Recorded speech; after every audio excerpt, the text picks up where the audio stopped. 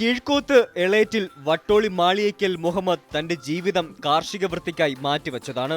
വയനാട്ടിൽ 2 ഏക്കറിൽ കാപ്പി കൃഷി ചെയ്യുന്ന മുഹമ്മദിന്റെ വീട്ടുവളപ്പിൽ വിവിധ ഇനം പഴവർഗ്ഗങ്ങളും പച്ചക്കറികളുമെല്ലാം കൃഷി ചെയ്യുന്നുണ്ട്.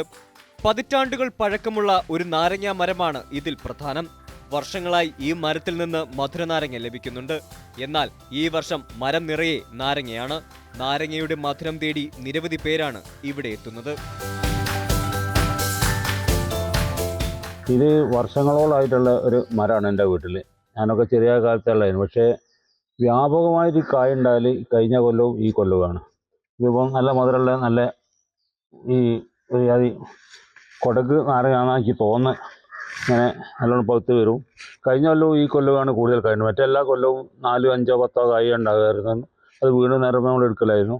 ഇപ്പോൾ കഴിഞ്ഞ കൊല്ലവും ഈ കൊല്ലവും നല്ല മേനി ഉണ്ടായിട്ടുണ്ട്. തേനീച്ച വളർത്തലിൽ ആനന്ദം കണ്ടെത്തുന്ന മുഹമ്മദിന്റെ വീട്ടുവളപ്പിൽ നിരവധി പെട്ടികളിൽ ഈച്ചയെ വളർത്തുന്നുണ്ട്. കൂടാതെ വീടിന് ചുറ്റും ചെറു തേനീച്ചകളും. ഞാൻ ഈ തേനീച്ചൻ്റെ കൃഷി തുടങ്ങിയിട്ട് ഏകദേശം ഒരു 10 കൊല്ലത്തോളമായി. അപ്പം രാവിലെ മിക്കവാറും ദിവസങ്ങളിലും ഓരോ വീട്ടിൽ ഈ തേനീച്ച വന്ന് കൂടിയിട്ടും വീട്ടിൻ്റെ ഉള്ളിൽ കൂടി അല്ലെങ്കിൽ പോക്കലിൽ കൂടി അല്ലെങ്കിൽ വീട്ടിൻ്റെ അളിമാറിയിൽ കൂടി എന്ന് പറഞ്ഞ് രാവിലെ ആരെങ്കിലും വിളിക്കും. അത് പോയിട്ട് പിടിച്ച് പെട്ടിയിലാക്കിയിട്ട് രാത്രിയിലെടുത്ത് വീട്ടിൽ കൊണ്ടുവെക്കും.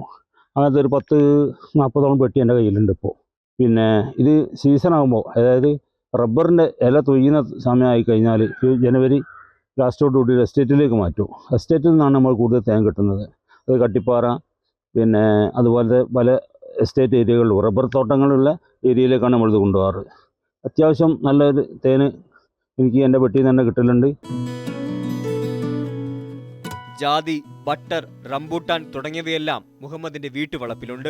വീടിനുള്ളിലേക്ക് കയറിയാൽ അവിടെ പുരാവസ്തുക്കളുടെ ശേഖരമാണ്. 2 മുറികൾ നിറയെ പുതുതലമുറയ്ക്ക് അന്യമായ കാഴ്ചകളാണ്. സ്കൂളുകളിലും മറ്റും ഇവ പ്രദർശിപ്പിക്കാനായി മുഹമ്മദിനെ തേടി ആളുകൾ എത്താറുണ്ട്. ഇവിടെ പെട്ടിയിൽ നിറച്ച് വെച്ചാ, പെട്ടി കെട്ടാക്കി വെച്ചാണ്.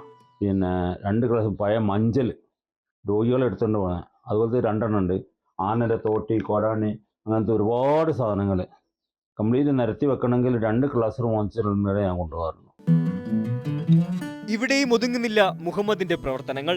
റെഡ് ക്രോസ് പോലത്തെ സന്നദ്ധ സംഘടനകളിൽ അംഗമായ മുഹമ്മദ് ദുരന്തമുഖങ്ങളിൽ രക്ഷാപ്രവർത്തനത്തിനും സേവാ പ്രവർത്തനങ്ങൾക്കും ഓടിയെത്താറുണ്ട്.